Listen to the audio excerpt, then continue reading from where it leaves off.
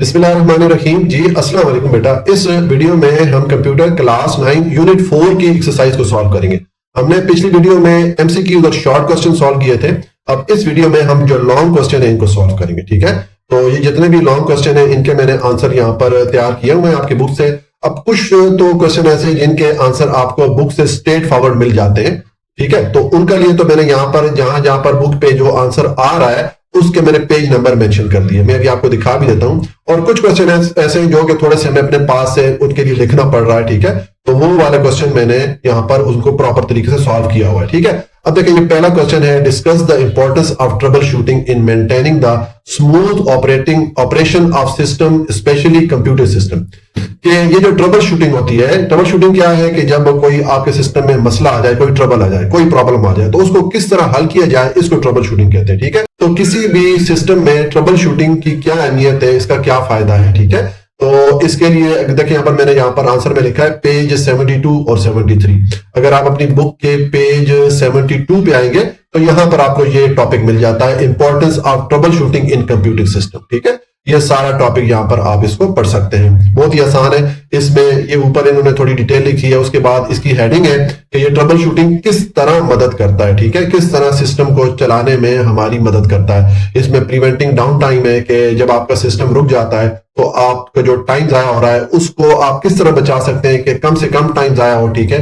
इसी तरह आपका जो डेटा है, इंश्योरिंग डेटा इंटेग्रिटी, अपना डेटा आप किस तरीके से जो है उसको रिलायबल बना सकते हैं, यानी कि आपका डेटा लॉस ना हो और आपका डेटा ठीक रहे, ठीक है। ये भी ट्रबल शूटिंग से किया जाता है। फिर आप ट्रबल शूटिंग से जो सिस्टम की सिक्योरिटी है उसको इंप्रूव करते हैं, ठीक है। फिर आप सिस्टम की जो परफॉर्मेंस है या कारकर्दगी है उसको ट्रबल शूटिंग के जरिए इंप्रूव करते हैं, उसको बढ़ाते हैं, ठीक है। इस तरह ये फिर एक्सटेंडिंग इक्विपमेंट लाइफ इज, और अगर आप ट्रबल शूटिंग प्रॉपर तरीके से अपने सिस्टम को मेंटेन करते हैं तो आपके सिस्टम के जो पुर्जाजात हैं, जो उसके इक्विपमेंट है, उनकी लाइफ बढ़ जाती है, ठीक हो गया। और आप किस तरह कॉस्ट सेविंग कर सकते हैं, सिस्टम को आप किस तरीके से मेंटेन कर सकते हैं ताकि उस पर कम से कम खर्चा आए, ठीक है। तो ये सारी हेडिंग आपने यहां तक जो है इसकी देख लेनी है। अगर आप पूरी हेडिंग याद नहीं करते, जैसे हमारे पास एग्जांपल काफी लंबी चौड़ी है, तो आप छोटे छोटे जो है ना इसमें से अपने लिए सेंटेंसेस निकाल लें, ठीक है। तो ये आपका जो पहला क्वेश्चन है वो आपको पेज 72 और पेज 73 पे मिल जाता है, ठीक है। इसलिए मैंने इसको अलग से लिखने की कोशिश नहीं की ताकि हमारा टाइम जाया ना हो। उसके बाद जो दूसरा क्वेश्चन है ये भी देखिए, explain the systematic process of trouble shooting. कि ट्रबल शूटिंग का क्या प्रोसेस है, किस तरीके से किसी सिस्टम पे ट्रबल शूटिंग को अप्लाई किया जाता है, किस तरीके से किसी सिस्टम का जो मसला आया हुआ है उसको किस तरीके से हल किया जाता है। Describe each step in detail, हमने हर स्टेप को डिटेल में मतलब डिस्क्राइब करना या बताना है, ठीक है। तो ये आपको बुक के पेज 70 से लेकर 72 पे इसका आंसर मिल जाता है, ठीक है। देखिए अगर मैं ये 70 पे आऊं, पेज ये हमारा पेज 70 है, यहां से देखिए हमारा ये टॉपिक शुरू हो रहा है, systematic process of trouble shooting. इस ट्रबल शूटिंग को किस तरीके से अप्लाई किया जाता है, किस तरीके से आप कोई किसी भी सिस्टम का मसला हल करते हैं, ठीक है। ये ऊपर इसकी डेफिनेशन आ गई। नीचे फिर इसके जो मुख्तलिफ स्टेप हैं कि आप जो है पहले प्रॉब्लम को आइडेंटिफाई करते हैं, फिर आप जो भी आपको प्रॉब्लम मिला है उसकी क्या वजूहात हो सकती हैं, वो वजूहात आप देखते हैं, ठीक है।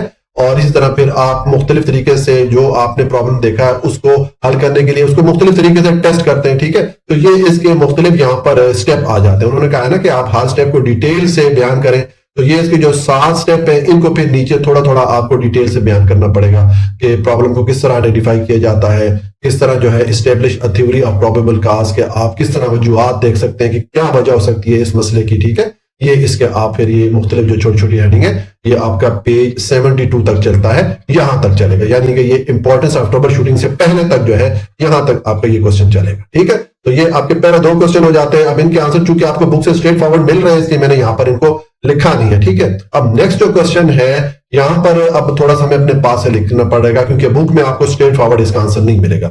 अब क्वेश्चन है using a case study where printer is not working. अब हमने एक केस स्टडी देखनी है, एक प्रैक्टिकल लाइफ से एग्जांपल देखनी है कि मिसाल के तौर पे अगर हमारे पास एक प्रिंटर काम नहीं कर रहा, ठीक है, तो ये ट्रबल शूटिंग है। तो ये हमारे सिस्टम में समझे एक ट्रबल आ गया, एक प्रॉब्लम आ गया, तो अब इसकी ट्रबल शूटिंग या इसको किस तरह हल करेंगे। Explain how you would identify the problem and establish a theory of probable cause. आप ये थोड़ा एक्सप्लेन करें कि किस तरह आप जो प्रॉब्लम है उसको आइडेंटिफाई करेंगे, आप किस तरह प्रॉब्लम को पहचानेंगे और उसकी जो मुख्तलिफ वजूहात है उनके बारे में आपने लिखना है, ठीक है। तो देखें इसका मैंने आंसर लिखा है। अब ये जो है ना बुक से आपको स्ट्रेट फॉरवर्ड इसका आंसर नहीं मिलेगा, इसलिए यहां पर मैंने लिखा है when a printer is not working, जब आपका प्रिंटर काम नहीं करता, the first step is to identify the problem. जाहिर है आपको पता चला कि ये मसला आ रहा है, तो अब आपने देखना है कि ये मसला क्या है, किस वजह से आ रहा है। हमने वो मसला, वो प्रॉब्लम आइडेंटिफाई करना है बाय चेकिंग। उसको हम किस तरह कर सकते हैं, हम चेक करते हैं whether the printer is connected. हम सबसे पहले तो ये देखेंगे ना कि प्रिंटर कनेक्ट है भी क्या नहीं है, ठीक है। टर्न ऑन, क्या प्रिंटर का जो पावर का बटन है वो ऑन है क्या नहीं है, ठीक है। And showing any error message, और क्या प्रिंटर कोई एरर मैसेज दिखा रहा है हमें, ठीक है। ये चीज हम देखते हैं, यानी कि हम जो प्रॉब्लम है उसको आइडेंटिफाई करने की कोशिश करते हैं, हम देखते हैं कि क्या मसला है, ठीक है। द यूजर में ऑल्सो आस्क क्वेश्चन, और कुछ इस तरह के एडिशनल क्वेश्चन भी पूछे जा सकते हैं कि such as when the problem started, कि ये मसला कब शुरू हुआ, and whether other devices can print, और क्या अगर उस सिस्टम में कोई और प्रिंटर लगे हुए तो क्या वो वाले काम कर रहे हैं क्या नहीं कर रहे हैं, कि ओवरऑल नेटवर्क तो में तो मसला नहीं है या सिर्फ इसी प्रिंटर का मसला है, ठीक है। तो इस तरह मुख्तलिफ वजूहात पे थोड़ा गौर करना पड़ता है। Next, the user establishes a theory of probable cause. अब जब आपने देख लिया कि एक प्रॉब्लम आ रहा है तो फिर आप उसकी वजूहात देखते हैं, ठीक है। क्या क्या वजह हो सकती है, पॉसिबल कॉजेज में इंक्लूड, अब उसमें प्रिंटर ना चलने की जो पॉसिबल कॉजेज है वो क्या हो सकती हैं। The printer is out of paper और इंक, बाज़ औक़ात प्रिंटर में पेपर खत्म हो जाए ना तो तभी वो काम नहीं करता, या उसकी जो कार्ट्रिज की स्याही है, जो इंक है, वो खत्म हो जाए तब भी वो काम नहीं करता, उसके लिए फिर उसमें मैसेज आ रहा होता है, ठीक है। The printer driver is not install, या हो सकता है कि प्रिंटर का जो ड्राइवर है वो ना इंस्टॉल ना हुआ हो, ठीक है। द केबल और वायरलेस कनेक्शन इज फॉल्टी, या हो सकता है उसकी जो पावर केबल है या जो उसकी मतलब वायरलेस कनेक्शन है उसमें कोई मसला आ रहा हो, ठीक है। ये भी एक मसला हो सकता है, ये भी एक वजह हो सकती है इस प्रॉब्लम की। The printer job is stuck in the queue, या ये भी हो सकता है कि बाज़ औक़ात आप प्रिंटर पे कोई प्रिंट भेजते हैं तो वो सिस्टम हैंग हो जाता है और वो जो प्रोसेस है वो प्रिंटर में स्टक हो जाता है, यानी कि वो प्रिंट नहीं करता। उसके बाद पीछे आप जितने भी प्रिंट की कमांड भेजते हैं सबको वो स्टक करता जाता है। तो जब तक आप ये पहली वाली जो क्यू में जो भी जॉब फंसी हुई है इसको आप क्लियर नहीं करवाते हैं तो वो पिछली जॉब भी सारी फंसी रहेंगी, ठीक है। तो ये भी वजह हो सकती है। तो इस तरह आप मुख्तलिफ वजूहात पे गौर करके देखते हैं कि क्या वजह हो सकती है और उसके हिसाब से फिर आप जो है इस मसले को हल करते हैं। वंस थ्योरीज आर फॉर्म, जब आपको पता चल जाता है कि ये मसला है, they are tested one by one until the real issue is found, तो फिर आप वन बाय वन उनको चेक करते हैं, आप केबल चेक करते हैं, आप प्रिंटर का कार्ट्रिज चेक करते हैं, आप उसके अंदर पेपर चेक करते हैं, जो आपको देख नजर आ जाता है कि ये मसला है तो बस आप उसको हल करते हैं और आपका जो प्रॉब्लम है वो सॉल्व हो जाता है, ठीक है। तो ये हमने रियल लाइफ से एक केस स्टडी या एक एग्जांपल देख ली कि अगर एक प्रिंटर का मसला आता है तो उसको किस तरह सॉल्व किया जाता है, किस तरह उसके मुख्तलिफ वजूहात देखी जाती हैं और फिर उनको किस तरीके से सॉल्व किया जाता है, ठीक हो गया। तो ये हमारा जो क्वेश्चन नंबर 3 है ये कंप्लीट हो जाता है। और क्वेश्चन नंबर 4 जो है इसका भी आंसर आपको बुक से स्ट्रेट फॉरवर्ड मिल जाएगा। Discuss the importance of documenting finding action and outcome during the trouble shooting process. जब आप ट्रबल शूटिंग करते हैं ना, कोई भी मसला हल करते हैं, तो उस दौरान अगर आप प्रॉपर तरीके से अपनी डॉक्यूमेंटेशन कर लें अपने पास, वो जो आपने मसला हल किया उसका आप अपने पास रिकॉर्ड रख लें कि ये मसला था और इसको हमने ये इस वजह से था और इसको हमने इस तरीके से सॉल्व किया, तो उसका फिर ये फायदा होता है कि नेक्स्ट अगर उस किस्म का मसला आता है तो आपके पास पिछला रिकॉर्ड पड़ा होता है, उसको देख के आप वो मसला दोबारा हल कर सकते हैं, ठीक है। तो ये आपका पेज 72 पे जो है आपको, उसके लिए देखिए मैं आपको दिखाता हूं। अगर आप पेज 72 पे आते हैं ना तो ये आपको हेडिंग मिल रही है document finding action and outcome, ठीक है। ये वाली पूरी हेडिंग आपने याद कर लेनी है। तो ये अगर आप क्वेश्चन नंबर 2 आपने किया होगा तो उसमें ऑटोमेटिकली ये हेडिंग आ रही है, तो आपका क्वेश्चन नंबर 4 भी जो है सॉल्व हो जाता है, ठीक है। तो ये आपको स्ट्रेट फॉरवर्ड यहां से मिल जाएगा। इसमें सारी डिटेल लिखी हुई है कि आप किस तरह जो है अपना जो भी आप मसला करते हैं उसके डॉक्यूमेंट अपने पास रखते हैं और फिर फ्यूचर के लिए उनको आप यूज कर सकते हैं, ठीक है। तो ये आपका कौन सा क्वेश्चन था, क्वेश्चन नंबर 4 जो है ये कंप्लीट हो जाता है। क्वेश्चन नंबर 6 है describe basic software related trouble shooting strategies including handling application freezing and unresponsive peripheral. अब इस क्वेश्चन का जो आंसर है ये पेज 74 पे आपको मिल जाता है, ठीक है। प्रॉपर तरीके से यहाँ पर बुक में लिखा हुआ है तो मैं ये बुक वाला ये आपको पढ़ के समझा देता हूँ। देखिए जो बेसिक सॉफ्टवेयर रिलेटेड इश्यूज है, मिसाल के तौर पे बाज़ औक़ात आपके कंप्यूटर में कोई छोटा मोटा मसला आता है ना, तो बजाय इसके कि आप किसी टेक्नीशियन को बुलाएं उससे हल करें, आपको कुछ बेसिक अगर स्टेप पता हो तो आप खुद भी काफी सारी चीजें सॉल्व कर सकते हैं, ठीक है। तो इसमें अब जो कॉमन इशू आते हैं, कॉमन सॉफ्टवेयर इश्यूज और उनकी जो सोल्यूशन है एंड देयर सोल्यूशन जो है, तो इसमें देखिए जो कॉमन इशू आते हैं सॉफ्टवेयर के और उनके सोल्यूशन है, यहाँ पर 2-3 उन्होंने लिखे हुए हैं, मैं इसको एक्सप्लेन कर लेता हूँ। बहुत ही इंटरेस्टिंग है और आसान है। Computer software issues and solution. देखिए मिसाल के तौर पे सबसे पहले एप्लीकेशन फ्रीजिंग। आप किसी भी प्रोग्राम में किसी भी एप्लीकेशन में काम कर रहे हो तो बाद में वो स्टक हो जाता है, फ्रीज हो जाता है। आप कोई भी बटन प्रेस करते हैं आपका कंप्यूटर काम नहीं करता होता, ठीक है। तो इसके लिए बजाय कि आप किसी टेक्नीशियन को कॉल करें या किसी बाहर के बंदे को बुलाएं, आप इसके लिए जो है सिंपल सा है होता है कि आप कंट्रोल आल्ट और डिलीट ये तीनों बटन एक साथ प्रेस करते हैं तो आपके सामने टास्क मैनेजर वाली विंडो आ जाती है। उसमें एक एंड टास्क का बटन होता है। जिस भी टास्क को, जिस भी एप्लीकेशन को आपने क्लोज करना हो, जो आपको रिस्पॉन्स नहीं दे रही है, जो कि स्टक है, तो आप उस एप्लीकेशन को सिलेक्ट करते हैं और एंड टास्क वाले बटन पे क्लिक करेंगे तो आपकी वो जो एप्लीकेशन है वो बंद हो जाएगी, तो आपका कंप्यूटर वापस फंक्शन करना शुरू कर देता है। ठीक है, यही चीज यहां पर लिखी हुई है। An application freezing mean that a program stop responding, के प्रोग्राम रिस्पॉन्ड करना स्टॉप कर लेता है and you can not use it, और हम उसको प्रॉपर तरीके से इस्तेमाल नहीं कर पा रहे होते हैं। This is a common problem, ये एक कॉमन प्रॉब्लम है, तकरीबन हर दूसरे बंदे को फेस करना पड़ता है। And can usually B fix with a few simple step, कुछ बेसिक सादा स्टेप्स है, इसको सॉल्व किया जा सकता है। आप क्या करेंगे, इसका सोल्यूशन क्या है? Try pressing control alt plus delete, ये तीन बटन एक साथ प्रेस करें to open the task manager. वो जो टास्क मैनेजर की विंडो है उसको ओपन करने के लिए, जैसा भी मैंने आपको बताया, फाइंड द अनरिस्पॉन्सिव एप्लीकेशन, जो एप्लीकेशन आपको रिस्पॉन्स नहीं दे रही है, वहां पर लिस्ट आ रही होती है ना, तो उस लिस्ट में आप उस एप्लीकेशन पे क्लिक करें, select it and click end task, और फिर एंड टास्क के बटन पे क्लिक करेंगे। This will force the application to close, तो उस वजह से वो जो एप्लीकेशन जो आपको रिस्पॉन्स नहीं दे रही थी, जो कि स्टक हो गई थी, वो क्लोज हो जाए, कंप्यूटर उसको जबरदस्ती क्लोज कर लेता है।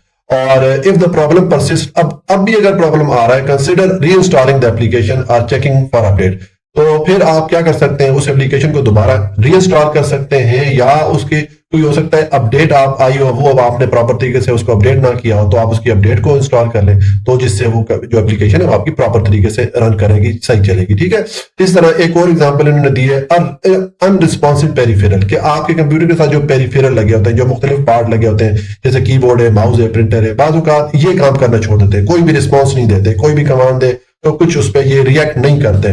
तो peripheral are devices like keyboard, mouse and printer. Peripheral devices का पहले से बता दिया कि कीबोर्ड, माउस वगैरह, प्रिंटर वगैरह, इनको पेरिफेरल डिवाइसेस कहते हैं। Sometime these devices can stop responding due to software issue, अब ये बाजों का जो है, जो इनका रिस्पॉन्स है वो रुक जाता है या ये काम करना छोड़ जाते हैं, कोई भी सॉफ्टवेयर का इशू हो सकता है, मसलन इनका कोई हमारे पास ड्राइवर में कोई मसला आ जाए या और कोई इस तरह मसला हो सकता है। तो इसका सोल्यूशन क्या है?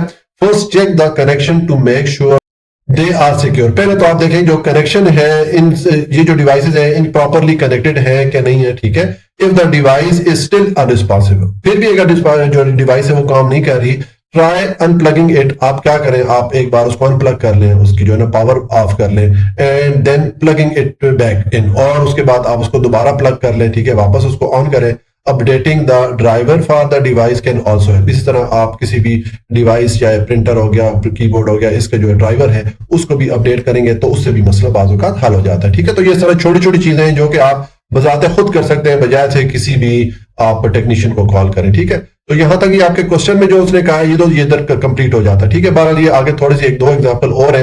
रीस्टार्टिंग एंड शटिंग डाउन, क्या बाज़ औक़ात आपको मसला आता है ना, कि बाज़ औक़ात आपका जो कुछ मसला आता है उसमें अगर आप सिंपल कंप्यूटर को रीस्टार्ट करें तो आपका मसला हल हो जाता है। ठीक है, कंप्यूटर को आप शट डाउन करते हैं फिर रीस्टार्ट करते हैं तो उससे आपका मसला हल हो जाता है। ठीक है, तो importance of restarting a computer, computer को रीस्टार्ट करने की भी अहमियत हो सकती है। तो यहां पर हम देख लेते हैं importance of restarting a computer, computer को रीस्टार्ट करने की क्या इंपॉर्टेंस है। Restarting a computer can fix many software issue, काफी सारे मसले से हल हो जाते होते हैं। ये क्या करता है, इट क्लियर द मेमोरी, ये जो मेमोरी में डेटा होता है उसको क्लियर कर लेता है। स्टॉप बैकग्राउंड प्रोसेसिंग, जो भी पीछे बैकग्राउंड में काम चल रहे होते हैं उनको रोक लेता है। And gives the system a fresh start, और चूंकि सिस्टम को एक फ्रेश स्टार्ट देता है, मेमोरी को रिफ्रेश कर देता है, उससे आपके जो सॉफ्टवेयर वो प्रॉपर तरीके से काम करना शुरू कर देते हैं। और इसी तरह एक दूसरा ये इसने इशू एग्जांपल दी है, using the power button effectively, आपका जो पावर बटन है इसको भी आप प्रॉपर तरीके से आप कर सकते हैं। मिसाल के तौर पर अगर आप कंप्यूटर काम नहीं कर रहा, बाद वक्त आप पावर उसकी ऑफ करते हैं फिर आप इसको ऑन करते हैं तो उससे भी आपका कंप्यूटर काम करना शुरू कर देता है। ठीक है, the power button can be used to shut down and restart computer when it is not responding to normal command. बाद वक्त जब कंप्यूटर आपके नॉर्मल कमांड को रिस्पॉन्ड नहीं करता तो फिर उसको हम एक दफा बंद करके फिर उसको ऑन करके देखते हैं तो वो बाद वक्त ठीक हो जाता है। ठीक है, तो उसका सोल्यूशन यही इसने बताया, press and hold the power button for a few second to force the computer to shut down. आप क्या करते हैं, लैपटॉप पे आपका जो पावर का बटन थोड़ी देर के लिए उसके प्रेस रखते हैं ना तो आपका कंप्यूटर जो है जो लैपटॉप है वो बंद हो जाता है। This should only be used as last resort because it can cause data loss if program are not properly close. अब ये कि इसको बहुत ज्यादा यूज नहीं करना चाहिए क्योंकि बाद में डायरेक्ट जब आप कंप्यूटर को बंद करते हैं आपका जो डेटा होता है वो लॉस हो जाता है, वो कीमती डेटा जाया हो सकता है। ठीक है, इसको मतलब कम से कम ऑप्शन के तौर पे इस्तेमाल करना चाहिए। ठीक है, तो ये आपका जो है क्वेश्चन नंबर कौन सा था, क्वेश्चन नंबर 6 जो है ये कंप्लीट हो जाता है। अब क्वेश्चन नंबर 7 है, explain how to recognise hardware failure. जो आपकी हार्डवेयर की फेलियर होती है, यानी कि हार्डवेयर का कोई पार्ट काम नहीं करता, तो आपको किस तरह पता चलेगा कि कौन से वाला पार्ट जो है वो काम नहीं कर रहा। Particularly focusing on RAM and hard drive issue.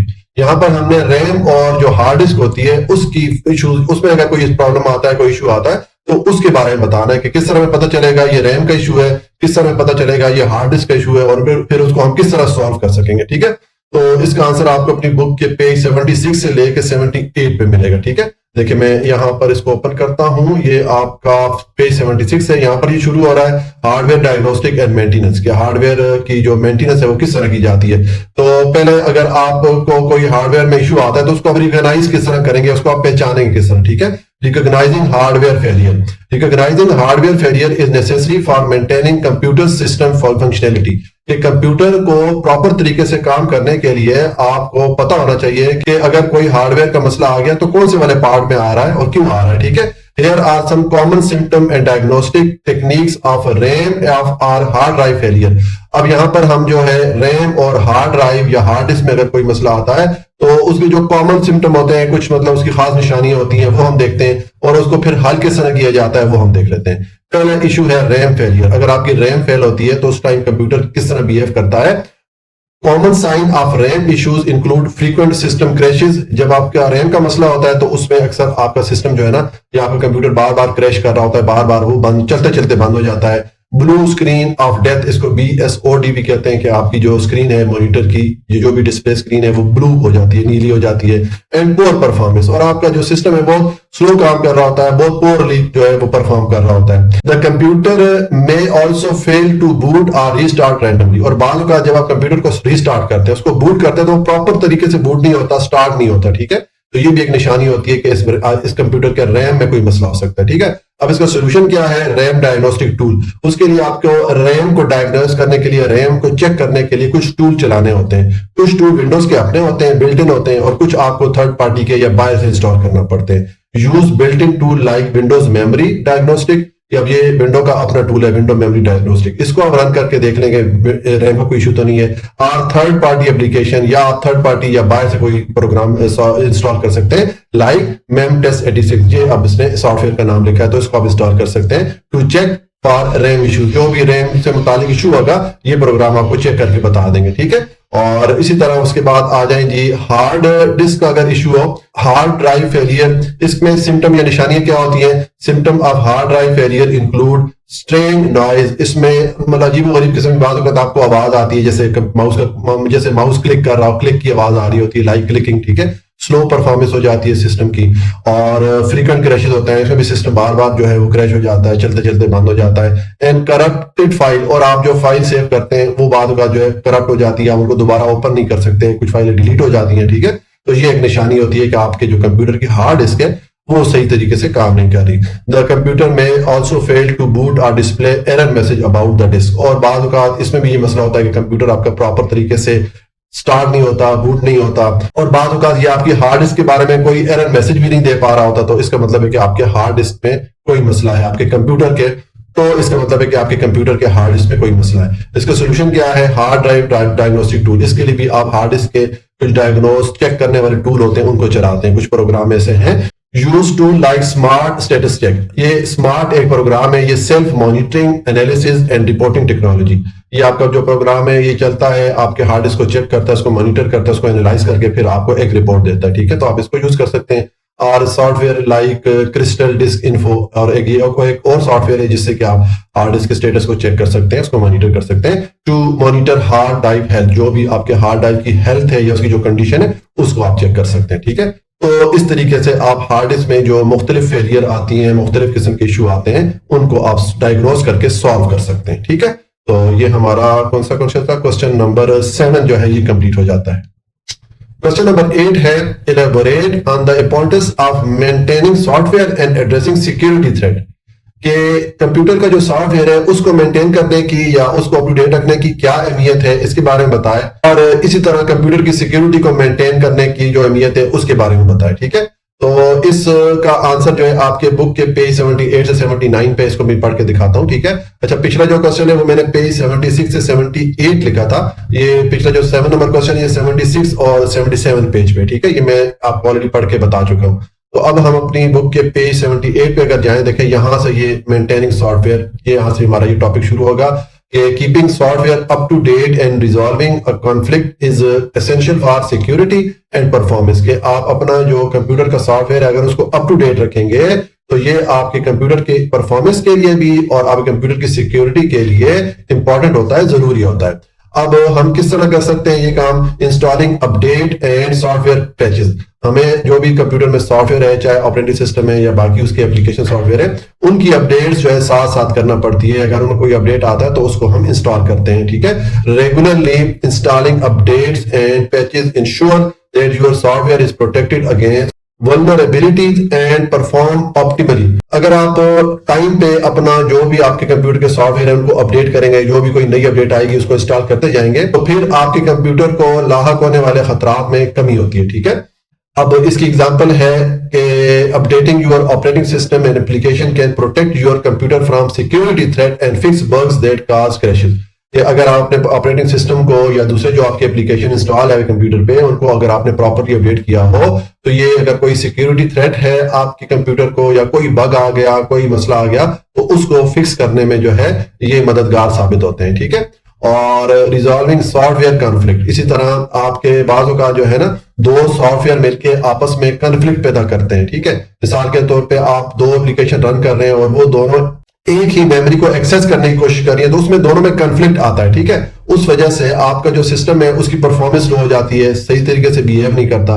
तो इस चीज को फिर आप किस तरह सॉल्व करेंगे? Identify and uninstall conflicting software. आप फिर देखेंगे वो जो दो सॉफ्टवेयर जो कि आपस में कॉन्फ्लिक्ट हो रहे हैं, जो कि आपस में मसला कर रहे हैं, उनको आप अनइंस्टॉल कर लें, फिर दोबारा रीइंस्टॉल करें and update the affected application. जो भी उससे मुतासरा एप्लीकेशन है उसको आप अपडेट करें and check for compatibility issues, और चेक करें कि अब ये जो सॉफ्टवेयर है सही चल रहे हैं या नहीं चल रहे हैं, ठीक है। एग्जांपल है if two application are causing system instability, कि अगर दो ऐसी एप्लीकेशन है जो कि आपके सिस्टम को अनस्टेबल कर रहे हैं, सिस्टम को प्रॉपर तरीके से काम नहीं करने दे रहे हैं, remove one or updating both to the latest version can resolve the conflict. तो आप या तो दोनों में से एक सॉफ्टवेयर को हटा दें या फिर दोनों की जो है लेटेस्ट वर्जन उसमें इंस्टॉल कर दें, तो फिर जो वो मसला आता है कॉन्फ्लिक्ट का, जो भी उनमें आपस में इशू आता है वो सॉल्व हो जाता है, ठीक है। और उसके बाद है एड्रेसिंग सिक्योरिटी थ्रेट, कि अगर आपकी सिस्टम या कंप्यूटर कोई सिक्योरिटी थ्रेट लॉग है, ठीक है, कोई आपके डेटा को कोई थ्रेट है, कोई हैक होने का अंदेशा है, तो उसको आप किस तरह जो है सॉल्व कर सकते हैं। यहाँ पर मैंने यहाँ से आप शुरू कर लें, ये थ्रेट्स मैंने काट दिया। Protecting your computer from security threats, अपने कंप्यूटर को किसी किस्म की भी सिक्योरिटी का खतरा अगर हो उससे बचाना। इस यहाँ पर आ लिखा है, इसको इस कर ले, is important for maintaining data integrity and privacy. ये किस लिए जरूरी होता है कि आपका जो डेटा है या आपकी जो प्राइवेसी है वो सेफ रहे, उस तक किसी की एक्सेस ना हो, ठीक है, ताकि आपका कोई जाती डेटा हैक ना हो जाए या आपका कोई जाती डेटा जो है उसको कोई चेंज ना कर ले, ठीक है। तो इसके लिए आपको सिक्योरिटी मेजर लेना पड़ते हैं, कुछ ऐसे इकदाम करना पड़ते हैं ताकि आपके डेटा तक या आपके जो कंप्यूटर के सिस्टम तक कोई हैकर पहुंच ना सके, ठीक है। तो अब ये चीज करेंगे किस तरह? Identifying and removing malware infection.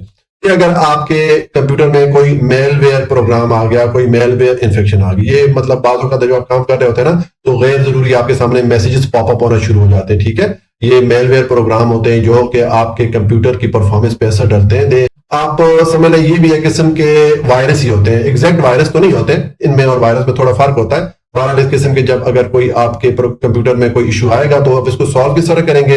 Use antivirus software to scan for and remove malware. उसके लिए आप कोई भी एंटीवायरस सॉफ्टवेयर इंस्टॉल करें जो कि आप एक पूरे कंप्यूटर को स्कैन करें, जहां पर उसको कोई मेलवेयर प्रोग्राम मिले उसको रिमूव करें। Regularly update the antivirus definition and perform full system scan.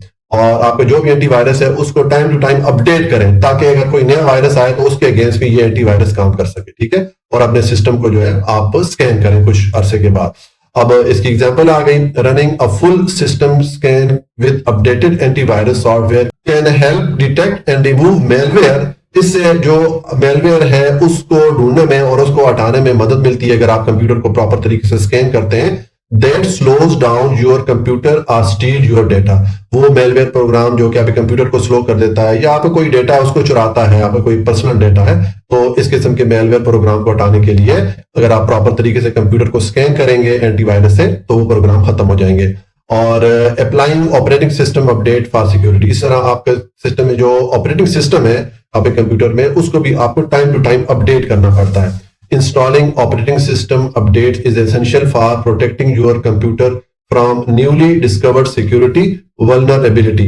अगर आप अपने सिस्टम को, जो भी ऑपरेटिंग सिस्टम है आपके कंप्यूटर में, उसको अगर आप टाइम टू टाइम अपडेट करेंगे, अप टू डेट रखेंगे, तो ये भी आपके कंप्यूटर को अगर कोई खतरा लाहक है सिक्योरिटी का तो उसको कम करने में मदद देता है। ठीक है, यानी कि आप एक तो एंटीवायरस इंस्टॉल करें, दूसरा आप अपना जो ऑपरेटिंग सिस्टम है उसको अपडेटेड रखें। ठीक हो गया। और इसकी एग्जांपल है regularly updating your operating system can prevent hackers from exploiting security flaws to gain access to your system.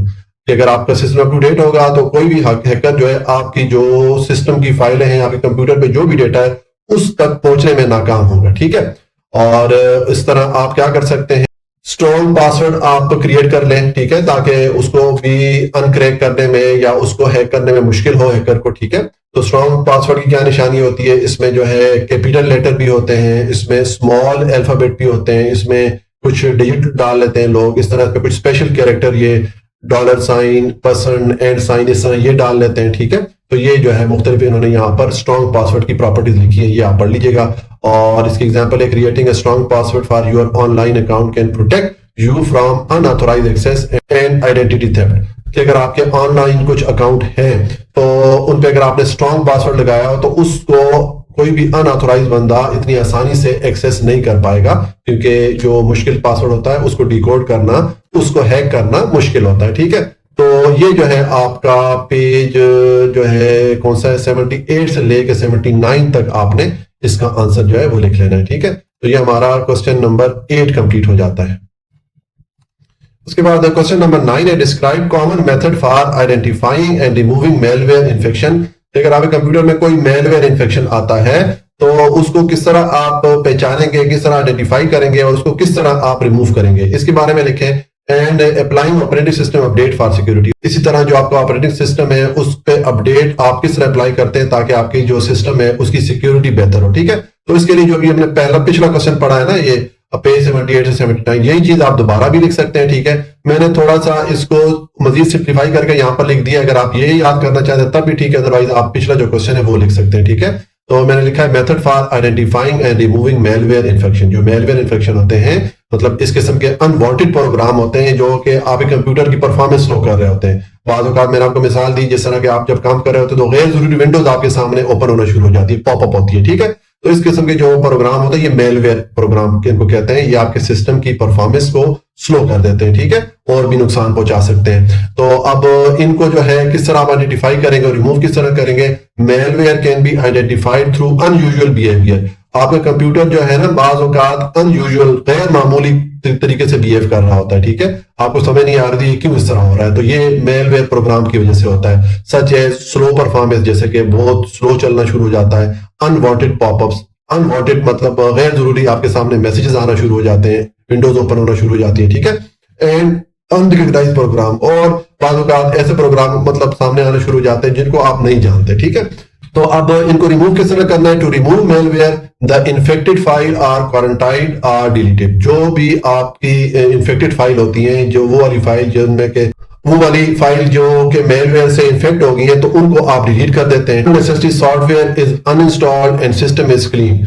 इसी तरह जो गैर जरूरी सॉफ्टवेयर है उनको अनइंस्टॉल कर दिया जाता है, सिस्टम को थोड़ा क्लीन कर दिया जाता है। अब इसकी एग्जांपल क्या है, running a full system scan with updated antivirus software can help detect and remove malware that slows down your computer or steal your data। कि ये जो मेलवेयर इन्फेक्शन है, मेलवेयर प्रोग्राम है या इवन कोई वायरस वगैरह है, उनको आप किस तरह आइडेंटिफाई खत्म कर सकते हैं कि आप अपने जो सिस्टम है उस पे कोई भी अपडेटेड एंटीवायरस को चलाएं, उससे पूरा सिस्टम आप स्कैन करें, जो जो उसको इस किस्म का प्रोग्राम मिलेगा वो आपको नोटिफाई करता जाएगा, तो उसको जो है आप रिमूव कर सकते हैं। ठीक है, तो ये हमने ये जो पहला पार्ट है कि identify and remove malware infection, इसका पार्ट कर लिया। अब नेक्स्ट हम देखते हैं कि ऑपरेटिंग सिस्टम की जो अपडेट्स होती है वो सिक्योरिटी के लिए किस तरह हमारी मददगार साबित होती है। ठीक है, तो ये भी हम पिछले जो क्वेश्चन है उसमें भी शामिल था, यहाँ पर मैंने दोबारा थोड़ा इजी करके उसको लिख दिया।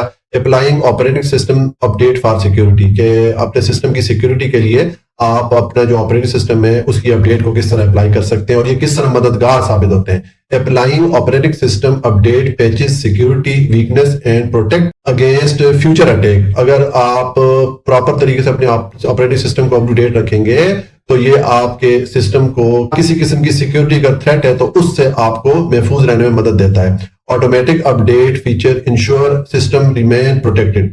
अगर आप अपनी विंडोज पे ऑटोमेटिक सिस्टम लगा लेते हैं अपडेट का, ठीक है, यानी कि एक हफ्ते बाद 10 दिन बाद वो ऑटोमेटिकली जैसे ही आप कंप्यूटर ऑन करें तो वो चलना शुरू हो जाता है, ठीक है, और आपका जो सिस्टम है वो स्कैन हो जाता है, अप टू डेट हो जाता है, तो इससे भी आपका जो सिस्टम है वो प्रोटेक्टेड रहता है, यानी कि महफूज रहता है। एग्जाम्पल इसकी आ गई, regularly updating your operating system can prevent hackers from exploiting security flaws to gain access to your system. कि वही बात आ गई कि अगर आप प्रॉपर तरीके से रेगुलर बेसिस पे अपने सिस्टम को अपडेट करेंगे तो इसकी वजह से हैकर जो है आपके डेटा तक एक्सेस नहीं कर पाएंगे और आपका जो डेटा है वो सेफ रहेगा, महफूज रहेगा। ठीक हो गया, ये हमारा क्वेश्चन नंबर 9 हो जाता है। फिर क्वेश्चन नंबर 10 है, describe the different data backup method.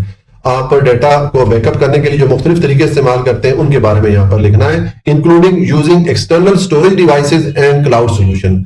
दो तरीके से हम अपना डेटा स्टोर करते हैं, उसका बैकअप बनाते हैं। जो भी हमारी जरूरी फाइल होती है उनको हम किसी एडिशनल जगह पे स्टोर कर लेते हैं ताकि अगर खुदा ना खासा हमारा कंप्यूटर या हार्ड डिस्क में कोई मसला हो तो हम वहां से जो है ना अपना जो कॉपी हमने पीछे रखी हुई है उसको उठा के ला सके। ठीक है, तो दो तरीके हैं, एक एक्सटर्नल स्टोरेज डिवाइस है यानी कि हम कोई एक्सटर्नल हार्ड डिस्क पे या यूएसबी वगैरह पे स्टोर कर लेते हैं डेटा, या जो है क्लाउड स्टोरेज है कि हम ऑनलाइन अपना डेटा जो है स्टोर कर लेते हैं या उसका बैकअप बना लेते हैं। तो इन दो तरीकों के बारे में यहाँ पर हमने लिखना है। ठीक है, तो इसका आंसर है डेटा बैकअप मेथड। के डेटा बैकअप मेथड कौन कौन से हो सकते हैं? Data backup is essential to protect important file.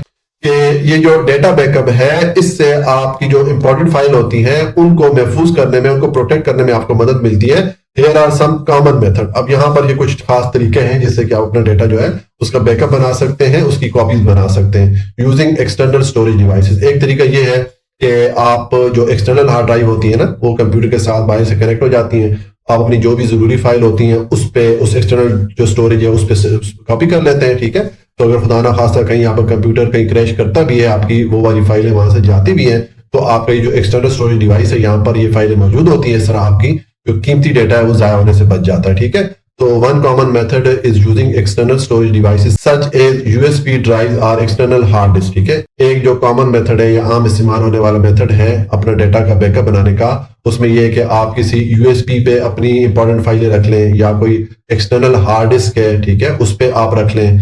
These allow user to store copies of file and restore them if the original data is lost। इससे वही बात हो गई कि अगर आपका ओरिजिनल डेटा कहीं लॉस हो जाता है तो आप ये यूएसबी से या हार्ड डिस्क से अपना डेटा वापस जो है उसको रीइंस्टॉल कर सकते हैं, वापस रिस्टोर कर सकते हैं। ठीक है, बस ये नीचे example, your important document and photos to external hard drive ensure that you have backup in case your computer hard drive fails. कि अगर आपने मिसाल के तौर पे आपके पास कुछ डॉक्यूमेंट है, कुछ आपकी फोटोज हैं, उनको अगर आपने एक्सटर्नल ड्राइव पे बैकअप किया होगा, उनकी कॉपीज बनाई होगी, तो अगर आपका कंप्यूटर कहीं फेल होता है तो आप उनको वापस रिस्टोर कर सकते हैं। ठीक है, वहां से कॉपी कर सकते हैं। इसी तरह एक और तरीका है डेटा बैकअप का, यह है यूटिलाइजिंग क्लाउड सोल्यूशन। कि आप अपना जो डेटा है वो ऑनलाइन स्टोर कर लेते हैं। इसका ये फायदा होता है कि कहीं से भी उस डेटा को अप्रोच किया जा सकता है, एक्सेस किया जा सकता है। ठीक है, Another reliable method is cloud backup। ठीक है, एक और तरीका जो कि ज्यादा रिलायबल है, जिसपे कि ज्यादा हम एतबार कर सकते हैं, वो है cloud backup, where data is stored on remote server access through the internet। उसमें हम जो डेटा है वो मुख्तलिफ ऐसे सर्वर्स पे स्टोर करते हैं जिनको हम इंटरनेट के जरिए एक्सेस करते हैं। ठीक है, cloud storage provide automatic backups, large storage capacity and access from multiple devices. Cloud storage जो डेटा है इसका ये फायदा होता है कि आप इसमें बड़ा डेटा स्टोर कर सकते हैं, ज्यादा कैपेसिटी में डेटा स्टोर कर सकते हैं और उसको आप मुख्तलिफ डिवाइसेस से एक्सेस कर सकते हैं। ठीक है, और मुख्तलिफ लोकेशन से एक्सेस कर सकते हैं। Both method help ensure the important information remain safe. ये जो दोनों हमने मेथड पढ़े हैं डेटा बैकअप के, चाहे ये वाला हो एक्सटर्नल स्टोरेज डिवाइसेस हो या क्लाउड स्टोरेज हो, इससे क्या होता है कि हमारा जो कीमती डेटा होता है उसको सेफ रखने में हमें मदद मिलती है। किस केस में? जब इफ हार्डवेयर फेल्स और डेटा इज एक्सीडेंटली डिलीटेड, कि अगर आपकी हार्ड डिस्क फेल हो जाती है या कहीं गलती से आपसे कोई जरूरी फाइल डिलीट हो जाती है, तो आप वापस जहां पर आपने उसका बैकअप रखा हुआ है वहां से आप उसको उठा के ला सकते हैं। ठीक है, एग्जाम्पल अब इसके हमने लिख दी है, saving your school project to Google drive. मिसाल के तौर पे आपके स्कूल के कुछ प्रोजेक्ट है, उनको आपने गूगल ड्राइव पे अगर सेव कर दिया, means you can access them from any computer. तो उसका ये फायदा होगा कि एक तो आप किसी भी कंप्यूटर से अपना वो डेटा उसको एक्सेस कर सकते हैं, even if your personal device is unavailable और डैमेज। अगर आपका अपना जो जाती डिवाइस जो भी कंप्यूटर वगैरह अगर वो काम नहीं भी कर रहा या उस टाइम आपको अवेलेबल नहीं है, तो आप किसी और कंप्यूटर से भी लॉग इन होकर अपना वो डेटा देख सकते हैं। ठीक है, तो ये हमारा क्वेश्चन नंबर 10 कंप्लीट हो जाता है और इसके साथ हमारी एक्सरसाइज जो है ये कंप्लीट हो जाती है। अगर आपको कोई भी पॉइंट समझ में नहीं आया तो आप कमेंट में पूछ लीजिएगा। वीडियो को लाइक, सब्सक्राइब और शेयर जरूर कर लें। हमेशा खुश रहें, मुस्कुराते रहें। अल्लाह की अमान में।